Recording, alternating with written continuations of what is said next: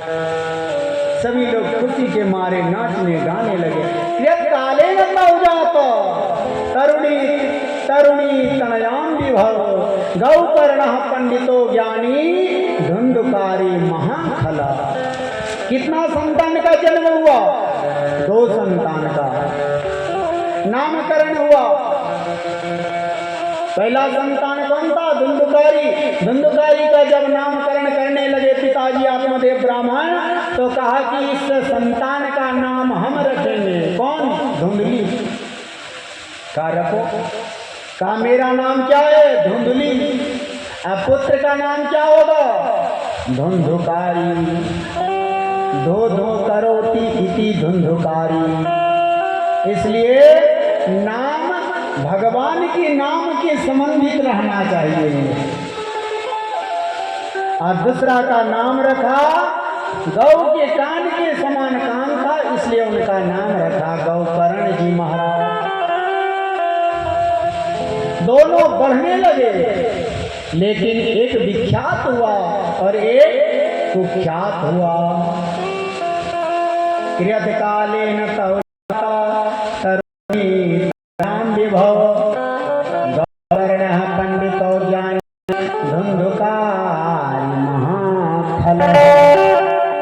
खल प्रवृत्ति के किसी के बाल बच्चे संतान को देखना, गोद से खींच लेना, कुआं में डाल देना, मार देना। अब जिस मार्ग से गौकर्ण जी जाते, संत महात्मा दौड़ पड़ते चरणों में लिपटने के लिए। और जिस मार्ग से धुंधुकारी जाता, तो अपने अपने दरवाजे लोग बंद कर लेते थे। क्यों? खल प्रवृत्ति का, दुष्ट आचारी का,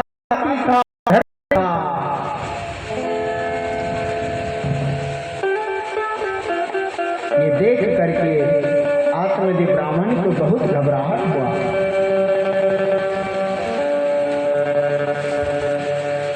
सोचने लगा, अरे ये गड़बड़ हो रहा है। खूब समझाया, पुत्र ये जो तुम कर रहे हो ये ठीक नहीं है। कहा कि पिताजी हम वही कर रहे हैं जो बढ़िया है। पिताजी समझाते समझाते थक गए, एक नहीं समझा। आत्मदेव ब्राह्मण फिर मरने के लिए चला।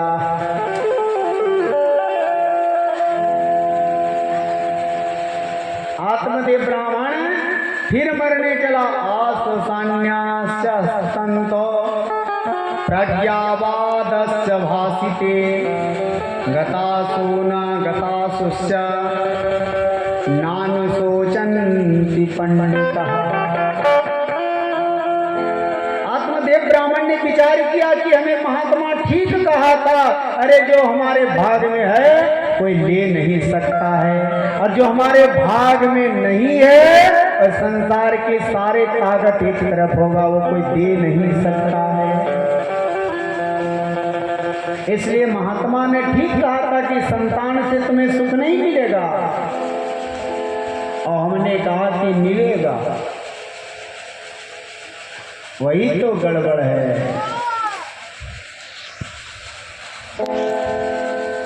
अब क्या करना चाहिए? तो जंगल में मरने के लिए चल पड़ा। को तिष्ठामि को गच्छामि को मे दुखा विपोहितम प्राणम त्यजामि दुखेन हाँ कष्टम मम सांसितः। अंतिम विचार किया कि मर ही जाना चाहिए। पिता जीवित रह करके क्या करेंगे? जिस पिता ने अपने पुत्र को सच्चा मार्ग नहीं बता पाया, और वो पिता जीवित रह करके क्या करेगा? शरीर का परित्याग कर देना चाहिए। विचार करके निकल पड़ा। कहाँ? जंगल में मरने के लिए। मार्ग में मिला कौन? वही फल से जो उत्पन्न हुआ था गौकर्ण जी। गौकर्ण जी ने भी आत्मदेव को पिता कहता था। पिता को हाथ पकड़ करके दूर ले गया था कि पिताजी कहाँ जा रहे हैं? मरने के लिए। कहा कि याद कीजिए पहले भी आप मरने के लिए जा रहे थे। कहा कि हाँ। कहा कि उस समय क्यों मरने के लिए जा रहे थे, आज क्यों जा रहे हैं? कहा कि उस समय मरने के लिए जा रहे थे कि पुत्र नहीं है। और कहा कि आज, कहा कि उन्हीं पुत्र से परेशान होकर के आज मरने के लिए जा रहे हैं कि पुत्र है, पुत्र परेशान कर रहा है। कहा कि पिताजी संसार के सबसे बड़ा विडंबना यही है कि जिसके पास है तो धन से परेशान है, पुत्र से परेशान है, और जिसके पास धन और पुत्र नहीं है तो क्यों नहीं है उससे परेशान है। संसार में कोई सुखी नहीं है। पुत्र ने पिताजी को कहा, ना चंद्रस्य सुखम किंचित ना सुखम चक्रवर्तिना सुखमस्ते विरक्तस्य मुनिरेकांत जीवन। कहा कि पिताजी चक्रवर्ती राजा सम्राट के गद्दी पर जो भी बैठा है जाकर के पूछिए क्या वो सुखी है। ब्रह्मा की गद्दी पर बैठने वाले क्या सुखी हैं? कहा कि तब सुखी कौन है? कहा कि सुखमस्ति विरक्तस्य मुनिरेकांत जीवना, जो मुनि के जीवन व्यतीत करता है और राम का भजन करता है संसार में वही सुखी है, अन्यथा सब दुखी है। पिताजी ने कहा कि पुत्र आज तुमने मेरे दोनों नेत्र को खोल दिया। पुत्र हो तो ऐसा पिता को भटके हुए मार्ग को भी सही मार्ग पर खींच के ले आए। पिताजी ने कहा कि पुत्र बताओ तो करें क्या, इस अवस्था में क्या करना चाहिए? वृद्धावस्था है, 60 वर्ष उम्र हो गया था, 60 वर्ष उम्र हो गया था, क्या करें? कहा कि पिताजी संसार के दलदल से बचना चाहते हैं तो 2 प्रकार की रस्सी है, उन दोनों प्रकार की रस्सी को काट करके दूर फेंक दीजिए। कहा कि 2 प्रकार की रस्सी है? कहा कि हाँ। कहा कि उन रस्सी का नाम क्या है? कहा पहला रस्सी का नाम है अहमता और दूसरा रस्सी का नाम है ममता। कहा कि अहमता और ममता 2 प्रकार की रस्सी हैं। कहा कि अहमता क्या है? कहा कि अहमता शरीर है और ममता इस शरीर के जितने नाते हैं, भाई बंधु पति पत्नी जितने हैं, ये सब ममता है। गौकर्ण जी ने कहा कि पिताजी ये बताइए शरीर आपका है? कहा कि शरीर आपका है तो बाल पक जाता है, बाल को पकने से क्यों नहीं रोकते? दांत टूट जाता है। जब ये शरीर आपका नहीं है तो शरीर के संबंधी नाता आपका कैसे हो सकता है?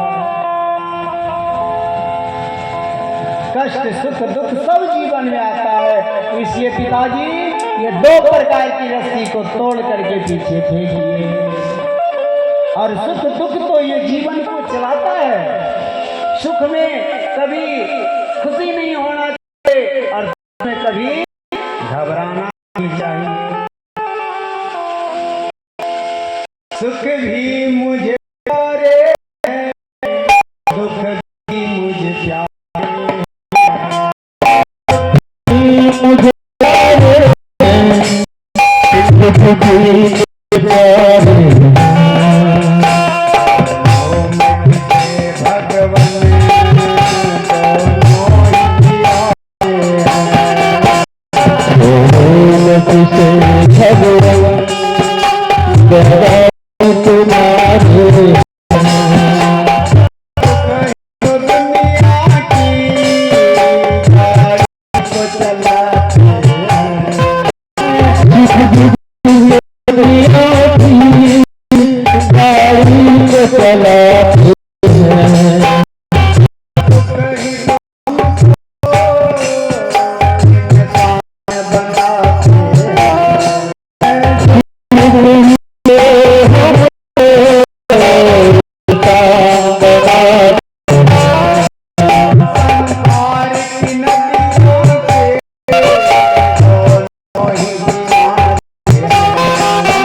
संसार की नदियों के